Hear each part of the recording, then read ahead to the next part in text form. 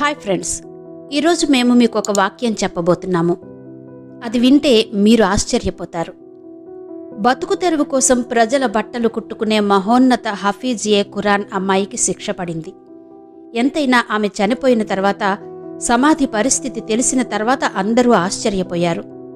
ప్రజల కోరిక మేరకు ఆమె తల్లి ఆ అమ్మాయి గురించి నిజం చెప్పడంతో ఈ విషయం తెలిసి అందరూ ఉలిక్కిపడ్డారు.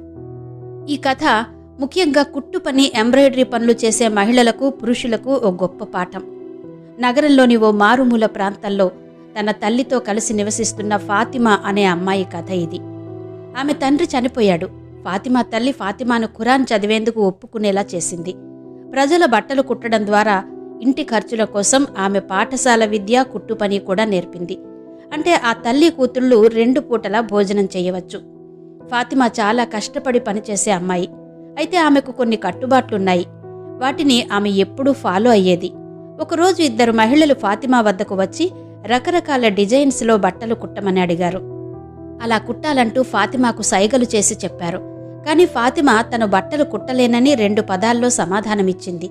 దీంతో వాళ్లు ఫాతిమాను వేడుకున్నారు. ఫాతిమా, కాదనకండి, మీరందరి బట్టలు కుట్టి చాలా బాగా అందంగా చేస్తారు. అలాగే మా బట్టలు కూడా కుట్టండి. చాలా ఖరీదైన బట్టలు కొన్నాం. వేరే టైలర్కిచ్చి మన బట్టలను చెడగొట్టడం మాకిష్టం లేదు. అన్ని వీధుల్లోని మహిళలు మీ దగ్గరే బట్టలు కుట్టించుకుంటారని మాకు తెలుసు. మీరు తక్కువ ధరకు చాలా మంచిగా కుడతారు.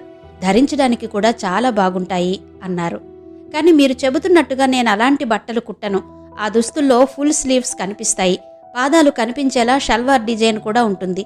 అలాంటి బట్టలు నేనెలా కుట్టగలను అంటూ ఫాతిమా ఖండించింది. ఇంకొంచెం ఎక్కువ డబ్బు ఇస్తామన్నారు వాళ్ళు. మీ చేతితో కుట్టించుకోవాలని అనుకున్నాం అన్నారు. కాని ఫాతిమా లేచి, లేదు బాజీ, నేను కుట్టను అంది. ఆ తర్వాత డిన్నర్కు వెళ్ళింది. ఫాతిమా తల్లి ఆ 2 మహిళలను ఇబ్బంది పెట్టి, నా కూతురు కొంచెం విసుగుతో ఉంది, ఆమె అలాంటి దుస్తులు ధరించదు అని చెప్పి పంపేసింది. ఆ తర్వాత కూతురితో, నువ్వు ఆ బట్టలు ఎందుకు కుట్టకూడదు? సుమారు 4 సెంట్లు డబ్బులు ఎక్కువగా వచ్చేవి అంది. ఫాతిమా, అమ్మా, నేను ఎవ్వరికీ ఇలాంటి బట్టలు కుట్టలేను. ఈ విషయం చెప్పి ఫాతిమా దుపట్టా వేసుకుని స్నానం చేయడానికి వెళ్లగా ఆమె అమ్మ కూడా సైలెంట్ అయిపోయింది. ఫాతిమాతో మాట్లాడినప్పుడల్లా ఆమె ఇలాంటి సమాధానాలిచ్చేది. తన కూతుర్ని ఆమె ఎంతో ప్రేమించేది. ఆమె తల్లి కూడా అందరి ఇళ్లలో పనిచేసేది. కుమార్తె ఇంట్లో కష్టపడి పనిచేసేది. అలా చేస్తూనే ఫాతిమా తన పెళ్లికి కావలసిన వస్తువులన్నీ తయారు చేసింది. మంచి అబ్బాయిని చూసి ఫాతిమా పెళ్లి చేసుకుంది. ఆ అబ్బాయి పేదవాడే అయినా ఫాతిమా అంటే చాలా గౌరవం. ఫాతిమా తల్లి పెళ్లి సమయంలో కూతురు తప్ప మరో సపోర్ట్ లేదని, అందుకే నా కూతురు, అల్లుడిని మా ఇంట్లోనే ఉంచుతానని చెప్పింది. అందుకు అబ్బాయి తరపు వారు కూడా అంగీకరించారు. ఈ క్రమంలో ఫాతిమా పెళ్లి తర్వాత మళ్లీ తన తల్లి ఇంట్లోనే ఉండేది. ఆమె భర్త వీలైనంత డబ్బు సంపాదించేవాడు. కాని జీవనోపాధి కష్టంగా ఉండేది. ఫాతిమా బట్టలు కుట్టాల్సి వచ్చేది. కాలం గడుస్తోంది. ఫాతిమా గర్భం దాల్చింది. ఇప్పుడు ఫాతిమాకు బట్టలు కుట్టడం కష్టంగా మారింది. ఇక్కడ ఫాతిమా భర్తకు కూడా జాబ్ పోయిందన్న విషయం తెలిసింది. ఇది విన్న ఫాతిమా ఏడవడం ప్రారంభించింది. ఇప్పుడు నా పరిస్థితి ఏంటి? ఈ పరిస్థితిలో నేను ఇంకా బట్టలు కుట్టుకుంటాను? నేను ఎప్పటికీ రిలాక్స్గా ఉండలేనా అనుకుంది.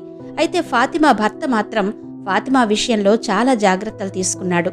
ఆమె బట్టలు కుట్టడానికి కూర్చున్నప్పుడు అతను అక్కడ కూర్చున్న ఫాతిమాకు టీ తయారు చేసేవాడు. కొన్నిసార్లు ఆహారాన్ని వండేవాడు. బయట కూడా పని చేసేవాడు. ఇప్పుడు ఫాతిమాకు పని విషయంలో తరచూ భర్తతో గొడవలు జరుగుతుండేవి. తినడానికి కూర్చున్న భర్తతో అసభ్యంగా ప్రవర్తించడం మొదలుపెట్టింది. అతను 2 ముద్దలు తినేసి వెళ్ళిపోయేవాడు. అయితే అతను ప్రతిరోజు పని కోసం వెళ్లేవాడు. అతనికి పని దొరకడం లేదని అల్లాహ్ సంకల్పం. ఇలా చేయడం వల్ల చివరకు ఫాతిమా ఇంటికి ఆ రోజు వచ్చింది. ఒక కూతురు పుట్టింది.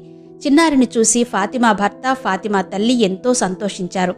చిన్నారి పుట్టిన ఆనందంలో ఫాతిమా భర్త ఇంట్లో మిఠాయిలు పంచుతున్నాడు. మరోవైపు ఫాతిమా భర్తకు కూడా పని దొరికింది. ఇక్కడ కూతురు కొంచెం పెద్దయ్యాక ఖర్చులకు సరిపోయేవి కావు. దాంతో ఫాతిమా తన కూతురి ఖర్చులను కూడా భరించాలని మళ్లీ కుట్టు పని చేయడం ప్రారంభించింది. తన పనిలో వచ్చే బట్టల్లో మిగిలిపోయిన పీలికల ముక్కలు ఆమెకే తిరిగి ఇచ్చేసేవారు. ఆ ముక్కలతోనే కూతురికి చిన్న చిన్న ఫ్రాకులు కుట్టేది ఫాతిమా. ఆ విధంగా ఫాతిమాకు ఎంతో కొంత వచ్చేది. కరెంటు బిల్లులు, ఇంటి వ్యవహారాలకు భర్త మాత్రమే కట్టేవాడు. అప్పుడు ఒకరోజు ఆ ఇంట్లో అనుకోని సంఘటన జరిగింది. ఫాతిమా కాలికి పెద్ద గాయమైంది. అకస్మాత్తుగా మెట్లు దిగేటప్పుడు కింద పడిపోయింది. దాంతో తల నుంచి రక్తస్రావమైంది. అది చూసిన ఫాతిమా తల్లి ఏడవడం మొదలుపెట్టింది. చుట్టుపక్కల వారంతా ఈ ఇంటి వద్ద గుమిగూడారు. వెంటనే ఫాతిమా భర్తకు సమాచారం అందించారు. ఆ రోజు శుక్రవారం. ఫాతిమా భర్త ఎక్స్ట్రా పని చేస్తున్నారు. ఎందుకంటే వచ్చే అదనపు డబ్బుతో కుమార్తెకు బొమ్మలు కొనుక్కోవాలి అనుకున్నాడు. ఆ రోజు ఇతర కార్మికులెవరూ అక్కడ పని చేయడం లేదు. ఫాతిమా భర్తకు తన భార్య గురించి ఇలాంటి వార్త తెలియడంతో వెంటనే ఆఫీస్కు తాళం వేసి ఇంటికి పరిగెత్తాడు. తాళం చెవి జేబులో పెట్టుకుని వెంటనే ఇంటికొచ్చేశాడు. ఆమెను వెంటనే వైద్యుడి వద్దకు తీసుకెళ్లారు. అలా వెళుతుండగా మార్గమధ్యంలోనే ఫాతిమా మృతి చెందింది.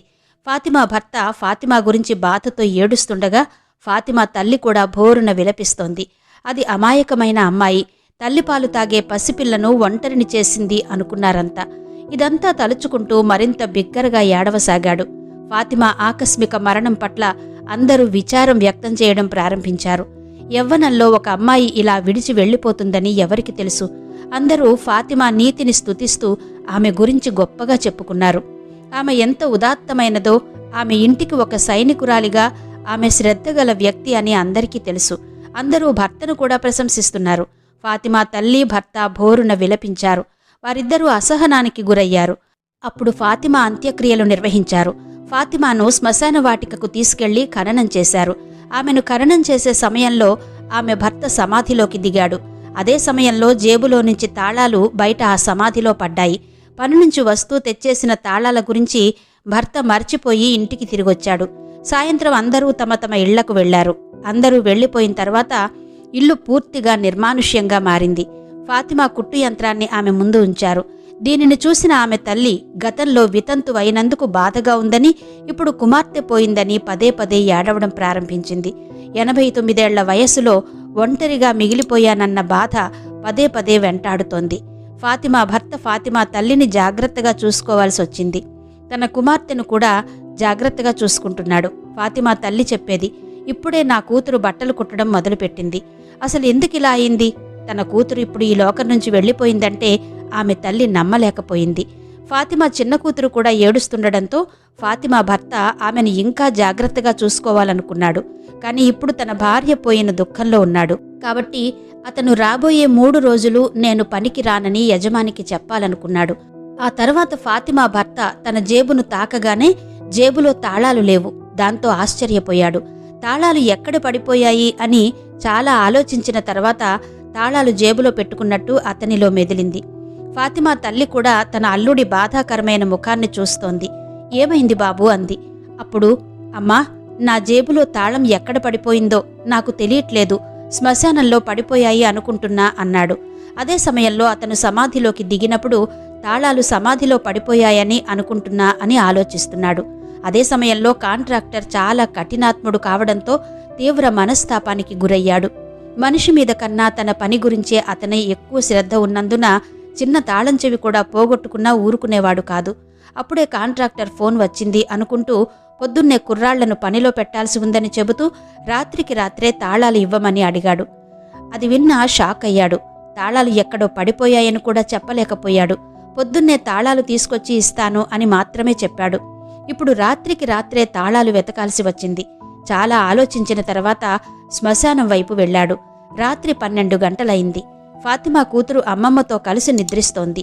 ఫాతిమా భర్త అర్ధరాత్రి 12 గంటలకు శ్మశానం వైపు నడవడం ప్రారంభించాడు. అతని హృదయం అల్లకల్లోలంగా ఉంది. అతను కూడా చాలా కలత చెందాడు. భయం కూడా వేసింది. అతను ఇంతకు ముందు ఎప్పుడూ రాత్రి శ్మశానానికి రాలేదు. ఈ శ్మశానం గ్రామానికి కొంత దూరంలో ఉంది. అతనికి ఏం చెయ్యాలో తోచలేదు. కాని అది కూడా తప్పనిసరి. ఎందుకంటే అవి విలువైన తాళాలు. తన అజాగ్రత్త వల్ల దాన్ని పోగొట్టుకున్నాడు. ఈ తాళాలు వెతుక్కుంటూ రాత్రి 12 గంటలకు శ్మశాన వాటికకు చేరుకున్నాడు. సాయంత్రం భార్యను సమాధిలో పూడ్చిపెట్టాడు. ఇప్పుడు ఆమె కాళ్ల వైపు నుంచి తవ్వడం మొదలుపెట్టాడు. తాళాలు తెచ్చుకోవడమే అతని ధ్యేయం. కొంచెం తవ్వాడు. అప్పుడు గోరఖ్ అనే వ్యక్తి అక్కడకు చేరుకుని కోపంగా, ఏం చేస్తున్నావు అని అడిగాడు. నువ్వు ముసుగు దొంగవా? ఫాతిమా భర్త కంగారుపడి టార్చును ముఖం వైపు చూపించగా గోరఖ్, సాయంత్రమే నీ భార్య చనిపోయింది అన్నాడు. ఫాతిమా భర్త భయంతో అవునని చెప్పాడు. నేను నా భార్యను ఖననం చేయడానికి సాయంత్రం ఇక్కడికొచ్చాను. కానీ నా భార్యను ఖననం చేసేటప్పుడు నా జేబు నుండి విలువైన తాళాలు సమాధిలోకి పడిపోయాయి. ఆ తాళాలు నాకు చాలా ముఖ్యమైనవి. మీరు నాకు సహాయం చేయగలిగితే మంచిది అన్నాడు. గోరఖ్ అనే వ్యక్తి ఫాతిమా భర్తకు సహాయం చేయడం ప్రారంభించాడు. ఇద్దరూ కలిసి సమాధిని తవ్వారు. తాళం చెవి దొరుకుతుంది అని ఆశపడ్డాడు. వెంటనే సమాధిని పూర్తిగా తెరిచారు. సమాధి లోపల దృశ్యాన్ని చూసిన ఫాతిమా భర్త షాక్కి గురయ్యాడు. వెంటనే గోరఖ్ వీలైనంత త్వరగా మళ్లీ సమాధిలోకి మట్టిపోయడం ప్రారంభించాడు. అతనికి చెమటలు పట్టాయి. సమాధిలో ఇంత బాధపడుతున్న నీ భార్య అసలు ఎలాంటిది అని అడిగాడు. ఫాతిమా భర్త నమ్మలేకపోయాడు. అతను చూసింది నిజంగా తన భార్యకు జరిగిందా అనుకున్నాడు. ఫాతిమా చాలా మంచి ఉదాత్తురాలు. ఆమె మంచితనాన్ని అందరూ మెచ్చుకున్నారు. ఎప్పుడూ ఆమె ఏ నేరాన్ని చెయ్యలేదు అన్నాడు. ఇంత పెద్ద పనికి శిక్ష అనుభవిస్తున్న నా భార్య ఏం నేరం చేసింది అని మళ్లీ గోరఖ్ అన్నాడు. మీరు తాళాల కోసం వేరే ఏర్పాట్లు చేసుకోండి. సమాధిలో తాళాలు కనుగొనడం చాలా కష్టం. ఆమెకు ఈ శిక్ష ముగియలేదని తెలిసిందిగా. మీకు ఆమె మృతదేహం ఏ స్థితిలో ఉందో మీరే చూశారుగా. ఆమె తన జీవితంలో చేసిన పాపం ఉంటే దాని గురించి తెలుసుకోండి అన్నాడు. అతను వెంటనే ఏడుస్తూ తన ఇంటికి తిరిగి వచ్చాడు. ఫాతిమా తల్లి అతన్ని చూడగానే రాత్రంతా ఎక్కడున్నావు అని అడిగింది. నీ గురించి నేను వెతుకుతున్నా అన్నది. అప్పుడతను ఫాతిమా తల్లి పాదాల వద్ద కూర్చున్నాడు. అమ్మా, నా మనశ్శాంతంతా పోయింది అని చెబుతూ ఇంకా బాగా వణికిపోతున్నాడు. ఫాతిమా తల్లి కంగారుపడి, ఎందుకు నాయనా, ఏమైందో చెప్పు, రాత్రంతా ఎక్కడున్నావు అన్నది. అప్పుడతను తాళాలు వెతుక్కుంటూ శ్మశానానికి వెళ్లాను, కాని అక్కడ నేను చూసిన సన్నివేశం జీవితాంతం వెంటాడుతూ ఉంటుంది అని చెప్పాడు. ఫాతిమా తల్లి కూడా భయపడి, ఇవన్నీ చెప్పకు, ఏం జరిగిందో చెప్పు అని మళ్లీ అడిగింది. ఫాతిమా సమాధిని తవ్వి తాళాలు తీసుకోవాలని తవ్వినప్పుడు అక్కడి దృశ్యాన్ని చూసి నేను షాక్ అయ్యాను అని కన్నీటితో చెప్పాడతను. అమ్మా, ఫాతిమా లాంటి మహోన్నత మహిళ ఎంత బాధపడుతుందో చెప్పలేను. ఫాతిమా పెదవులపై మంటలు చెలరేగుతున్నాయి. ఆమె మృతదేహం తీవ్రంగా కేకలు వేస్తోంది. నేను మంటలను ఆర్పడానికి ప్రయత్నించినప్పుడు ఆమె నల్లని పెదవులు వేలాడుతున్నట్టు చాలా పెద్దవిగా మారాయి. మిగతా శరీర భాగాలు చెక్కు చెదరకుండా ఉన్నాయి. కాసేపటి తర్వాత మంటలు ఆరిపోయి మళ్లీ మంటలు చెలరేగాయి. మొదట నాకు అర్థం కాలేదు, అది దేవుడిచ్చిన శిక్ష. కాని గోరఖ్ మాత్రం ఆమె పెదవుల నుంచే మంటలొస్తున్నాయని చెప్పాడు. అతను ఏడుస్తూ, అమ్మా, పెదవులపై మంట ఎందుకు వచ్చిందో నాకు అర్థం కావడం లేదు. ఈ పెదవులతో ఆమె ఎల్లప్పుడూ అల్లాహ్ గురించి ప్రస్తావించేది. ఈ పెదవులతో ఆమె ఎవరికీ చెడు చెయ్యలేదు. ఆమె మంచి మహిళ. ఫాతిమా తల్లి, ఆమె భర్త రాత్రంతా ఏడ్చి ఫాతిమా కోసం అల్లాను ప్రార్థించారు.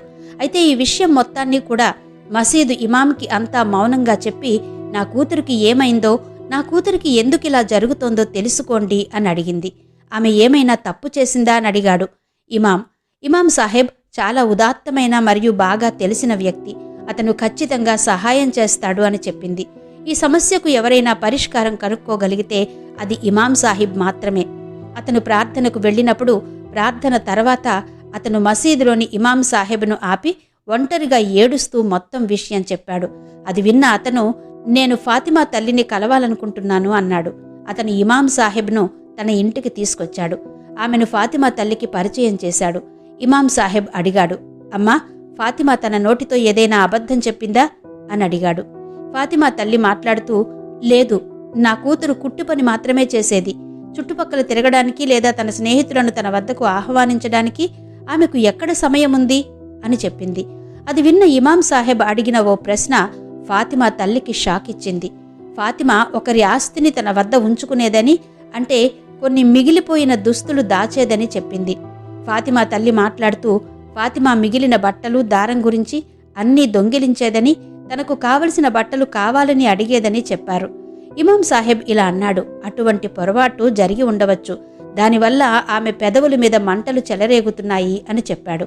కానీ ఇప్పటికీ తనకు తెలియకుండానే ఇలాంటి నేరానికి పాల్పడి ఉంటుంది. ఆ తర్వాత ఇమాం సాహెబ్ ఇలా అన్నాడు, ఇప్పటికీ ఆమె చేసే కుమార్తె గురించి ఏదో ఆలోచించండి. ఆ అలవాటు ఫాతిమా పెదవులకు సంబంధించినదిగా ఉండాలి. ఫాతిమా తల్లి చాలా ఆలోచించింది. ఆమె అలవాటుతో నేను కలత చెందాను. కత్తెరకు బదులు నోటితో దారాన్ని తెంపేసి ఆ తర్వాత కొంత దారం ఆమె నోటిలో కానీ పెదవులపై కానీ ఉండిపోయింది. కానీ ఆమె కత్తెరను వాడేది కాదు.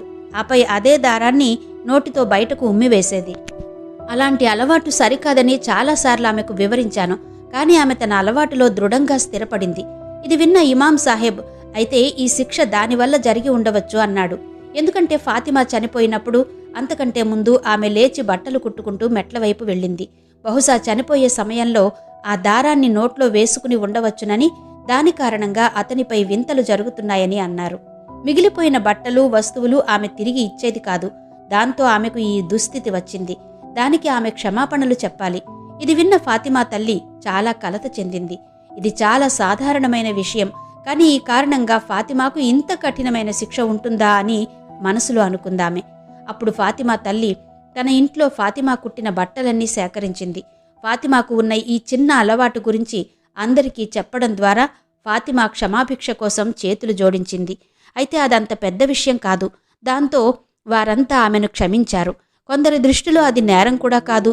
ఫాతిమా మంచి అలవాట్ల గురించి అందరికీ తెలుసు కాబట్టి వారు ఫాతిమాను క్షమించి వెళ్ళిపోయారు. ఆ రోజు రాత్రి ఫాతిమా తల్లి తన అల్లుడితో ఇలా చెప్పింది: మీరు త్వరగా తాళాల కోసం ఆమె సమాధిని తెరవండి, లోపల ఉన్న దృశ్యాన్ని చూడండి, ఆమెకు చెప్పండి. దీనిపై శిక్ష ఇంకా ఆమెకు అలానే ఉందా లేదా అన్నది. ఫాతిమాకు శిక్ష పడడం వెనుక అసలు కారణమేంటో తెలుసుకోవాలనుకుంది ఆమె తల్లి. ఆ చిన్న తంతు నిజంగానే అతనికి బాధ కలిగించిందా? ఆ రాత్రి అతను మళ్లీ గోరఖ్ని తీసుకుని వెళ్లాడు. వారు కలిసి సమాధిని తవ్వినప్పుడు ఫాతిమా మృతదేహం ఇప్పుడు పూర్తిగా బాగుందని వారు గమనించారు.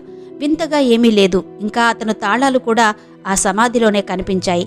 అక్కడి నుంచి తాళాలు తీసుకుని సమాధికి తాళం వేసి ఇంటికి వచ్చి మొత్తం విషయాన్ని ఫాతిమా తల్లికి వివరించాడు. వాళ్లు అల్లాహ్కు కృతజ్ఞతలు తెలిపారు. తన కుమార్తె గురించి అజబే ఇలాహీని తొలగించారు. ఫ్రెండ్స్, ఈ వీడియో కనుక మీకు నచ్చితే వెంటనే కామెంట్ చేయండి. వీడియోని లైక్ చేసి షేర్ చేయండి.